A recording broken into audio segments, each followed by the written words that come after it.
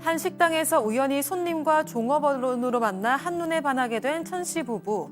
이윽고 둘은 교제한 지 얼마 되지 않아 갑작스레 임신을 하게 됐고 곧바로 결혼까지 결심하게 되었는데요. 하지만 너무 빨랐던 결혼 진행이 이들에게 독이 되었던 걸까요? 결혼 후 얼마 지나지 않아 낯선 사람들이 천 씨의 집에 찾아와 행패를 부렸고 지방에서 사업을 한다는 남편은 알고 보니 해외 원정 도박을 다니던 도박꾼이었습니다. 그것도 모자라 남편은 여러 여자들과 외도를 저지르기까지 했는데요. 심지어 천 씨는 최근에 남편의 10살짜리 아이를 키우고 있다는 한 여성의 연락까지 받게 됐습니다. 불륜의 도박에 숨겨진 아이까지. 남편의 숨겨진 두 얼굴로 천 씨는 큰 충격을 받았는데요.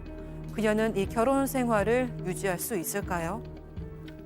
자, 저희가 별별 상담소를 진행하면서 나왔던 온갖 별의별 일들이 이 사연 하나에 다 들어있는 것 같습니다. 이번 사연은요, 사반 가족께서 직접 저희에게 제보를 해주신 사연입니다. 신원이 특정되지 않게끔 약간의 각색을 했다는 점 말씀드리고요. 그런데 이번 사연 같은 경우는 참 놀랍게도 한국 사람이 아닙니다. 네, 이 제보자분 천 씨는 태국 사람입니다. 한국에 온 지 2년 만에 현재 남편을 만났다고 하는데 이 당시에 천 씨는 한 식당에서 서빙을 하고 있었습니다. 종업원이었는데 그 식당에 자주 오던 단골이었던 이 남성이랑 서로 호감이 생겨서 연인 관계로 발전을 한 겁니다. 그러던 중에 만난 지 2개월 만에 이 천 씨가 임신을 하게 됐는데요. 이 남성 같은 경우에는 이미 한 차례 결혼에 실패한 경험이 있었습니다. 그래서 이 남편은 처음에는 아이를 지우자고 했는데 얼마 뒤에 생각을 바꿔서 아이를 책임지겠다 하면서 결혼을 하자고 얘기를 한 겁니다. 그래서 이 천 씨랑 남편은 만난 지 한 3개월 만에 결혼을 하게 됐고 현재는 7살 난 아들을 키우고 있는 상황입니다. 자, 지금 우리 가족 여러분들이 야, 이게 무슨 뭐 이혼을 하고 말고 고민할 여지가 있냐라고 하시는데 맞습니다. 지금 이 천 씨 역시도 이혼을 지금 결심하신 상태예요. 그 얘기는 저희가 뭐 잠시 후에 다시 드릴 텐데. 자, 박 변호사님. 네. 일단 이자연 기자가 설명한 그 부분까지는 상당히 운명적인 만남 같았는데 네. 자, 그런데 신혼 초부터 뭔가 야, 이거 좀 이상하다. 자, 요까지는 운명적인 것 같아요. 그렇지만 신혼 초에 좀 이상한 일들이 자주 발생합니다. 아이 낳기 전인데요. 매일 밤에 누가 문 두드리는 소리 났고 남편이 기겁을 하면서 나가서 이렇게 얘기했던 그런 부분이 많았던 것 같아요. 그래서 뭐냐고 물어보면 아는 동생이 그냥 놀러 온 거다라고 말했고요. 그렇지만 계속적으로 하는데 어느 날 또 통통통 왔는데 그 사람은 집 안까지 들어와서 행패를 부렸습니다. 알고 봤더니 이 남편이 사채를 끌어다 쓰고 있었고 그 돈을 갚지 못해서 사채업자가 집까지 찾아온 것이었던 것입니다. 소장님, 뭔가 비밀이 많아 보입니다. 딱 봐도. 네, 이제 걱정의 시작입니다. 그러니까 사채업자가 왔다는 거를 네, 시댁 어른들한테 얘기해서 시댁 어른들이 이 돈을 갚아줬어요.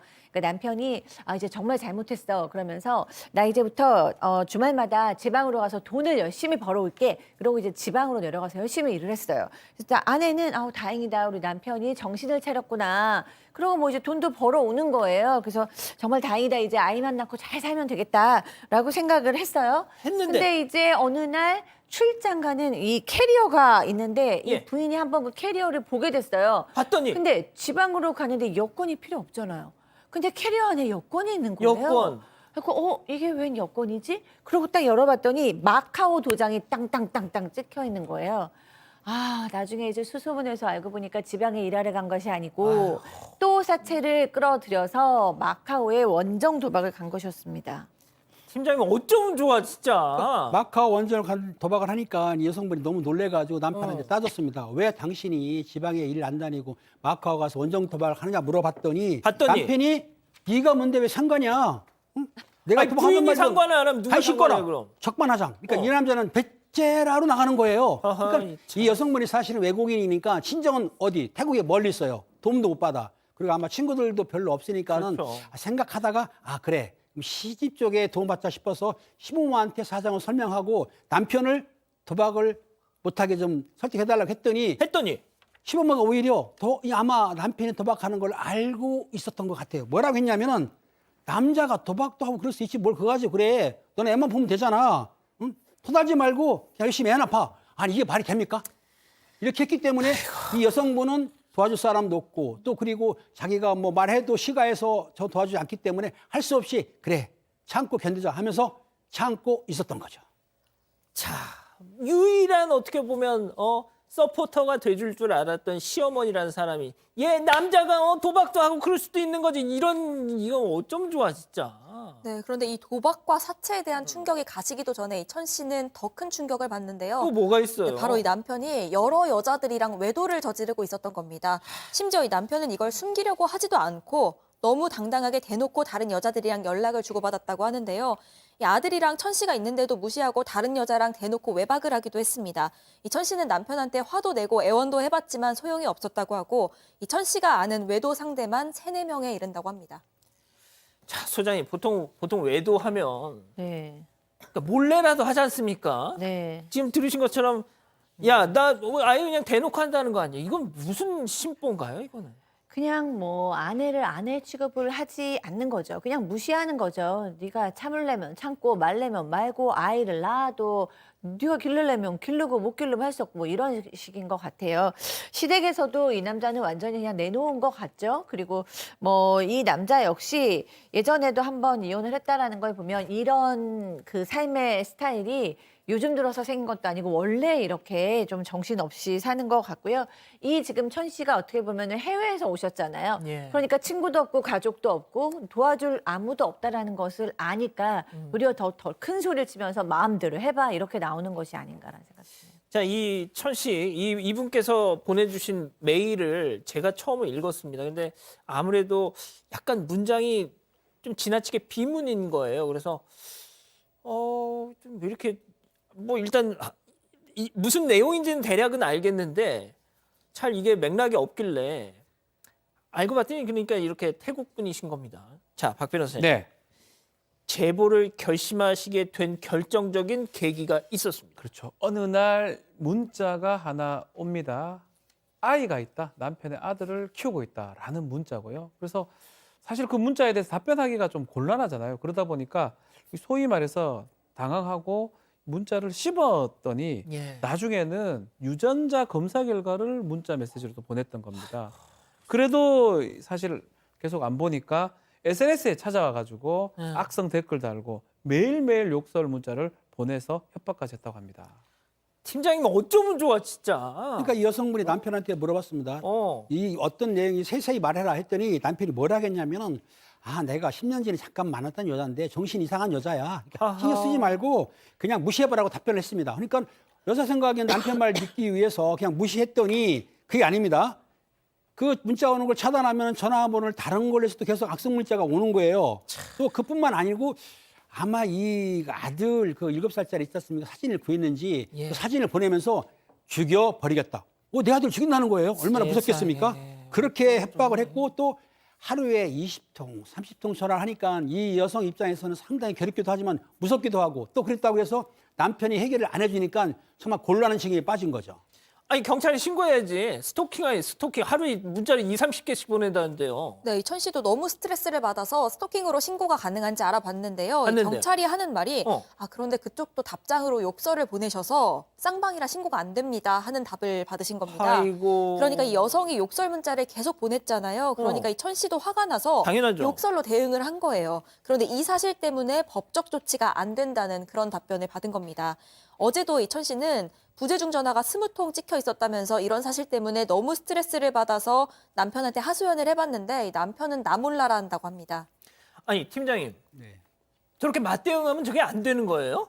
맞대응하게 되면은 쌍관련이 되기 때문에 물론 사실은 한쪽 들어서 할 수도 있어요. 근데 이 경찰관이 그 내용만 이것만 간 건 아니고 다른 조건이 있을 거예요. 왜냐하면 이쪽도 스토커할 수도 있고 양쪽이 다 할 수 있지 않습니까? 둘 다 있거나 하면 돼요. 가능은 합니다. 근데 이제 피해자 쪽에서 보게 되면은 구태하게 되면 당신도 혹시 스토커로 신고할지 모르니까 자제라고 했을 거예요. 아무래도 이제 또 태국 분이시고 하니까 그렇죠. 또 경찰에 입건이 된다고 하면 왠지 좀 덜컥 또 겁도 나고 하실 테니까. 당연히 그렇죠. 예. 근데 팀장님 이거 아유 진짜 이게 말도 안 나오네 정말. 이거 진짜 진짜 때리지 마시고 지금 이 분이 사실은 이혼하려고 결심을 하고 있는데 예. 왜 힘드냐면은 이분이 외국인이지 않습니까? 그러면 이제 귀화를 해야 되는데 결혼한 사람은 그 간이 귀화가 가능해요. 근데 이혼하게 되면 좀 약간 그런 불이익을 볼 수도 있고 또 그리고 남편이 뭐라 했냐면 야 너는 외국인이니까 너 이혼하면 아이는 양육권 나한테 있어. 너는 이혼하면 소용이 없는 거야. 라고 했고 또 경제적으로 독립이 안 됐기 때문에 시가에서 돈 받는 모양 같아요. 그러니까 경제적으로도 그렇고 남편도 그렇고 이러지도 저러지도 못하는 상황이기 때문에 또 그리고 이혼한다 하더라도 양육권을 못 받으니까 이혼하기 힘든 상황이고 또 지금 심사 중이라고 그래요. 그 혼인 그 귀화를. 그러니까 간이 귀화에서도 불이익 받으니까 이러지도 저러지도 못한 상황이라 참 안타까운 상황인 것 같습니다. 예. 자, 그러면 이쯤에서 별별 상담소 오늘의 궁금증 짚어보죠. 자, 외도에 도박까지 하는 이 인간 국적 심사 중인데 이혼해도 예. 일단은 우리 국적을 얻는 거를 귀화라 그러고요. 혼인 관계가 있다 그러면 외국인 같은 경우는 간이 귀화, 혼인 귀화가 가능합니다. 간이 귀화 뭐 몇 가지 요건을 말씀드리면 혼인한 다음에 2년 이상 거주했을 때 아니면 3년 정도 혼인했는데 주소지에 우리 1년 있었을 때 등등의 요건들이 필요합니다. 근데 이 지금 상황은 뭐냐면 혼인이 깨질 가능성이 지금 높은 상황이잖아요. 이혼이 될 수 있는 그런 상황인데 그 간이기화 요건 중에 미성년의 자녀를 키웠을 때 요건이 가능하거든요. 지금 아이도 있고요. 예. 또 두 번째는 그 기간의 요건을 채웠는데 본인의 책임 없는 사유로 만약에 혼인이 끝났을 때 법무부 장관이 상당하다고 인정이 되면 간이기화 요건이 됩니다. 이 사건은 보면 아이도 미성년 아이도 있고 본인의 책임이 전혀 없어요. 천 씨 같은 경우는. 그럼요. 남편의 책임이 크기 때문에 국적 간이기화 심사를 한다 그러면 받아들일 가능성이 있기 때문에 그 국적을 받은 다음에 또 이혼을 한다든지 그런 것들을 전개하면 되지 않을까 이렇게 판단이 됩니다. 자, 양육권은 어떻게 합니까?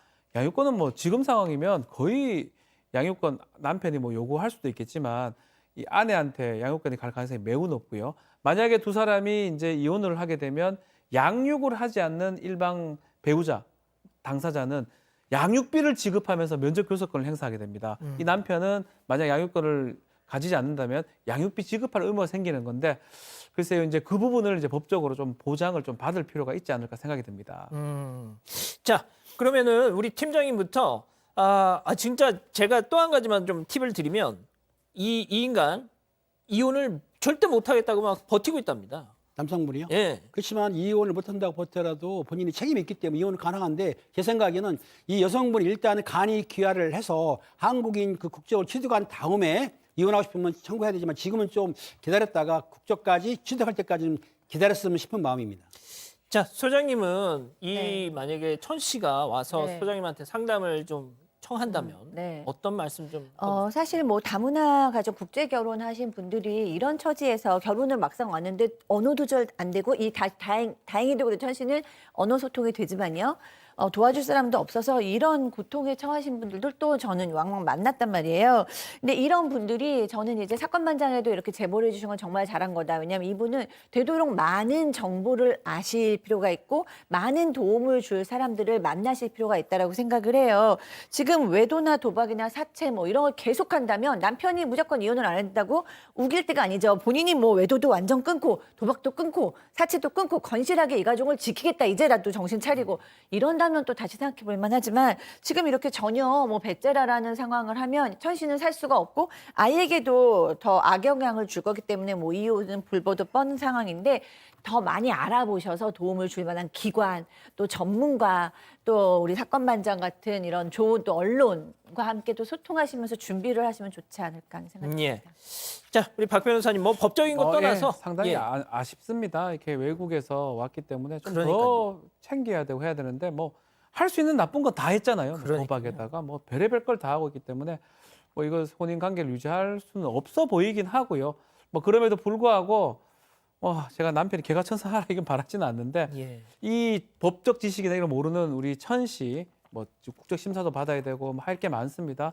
조금 전문가의 좀 우리 박 소장 얘기했지만 전문가의 도움을 받아서 조금 한국 법도 잘 모르시니까 도움을 받아서 이 어려움을 좀 헤쳐나가면 좋겠다. 예. 아이를 좀 바라봤으면 좋겠다 생각이 듭니다. 참 우리 가족 여러분들 나라 망신이다 지금 한 입으로 그냥 이구동성으로. 네, 맞습니다. 정윤화님도 진짜 한국에 있는 정 없는 정 다 떨어져서 정리되면 고향 가고 싶겠다 하셨고 박솔채님 타국 와서 쓰레기를 만나서 마음고생 많으시네요라고 말씀하셨습니다. 이 반장님이 국적 때문에 이혼 못하는 걸 알면 남편이 더 악랄하게 굴 수도 있을 것 같은데 돈 벌 능력 꼭 가지시고 경제적으로 독립하시라는 조언도 해주셨습니다. 예, 알겠습니다. 아직 안 끝났습니다. 이거 눌러주세요.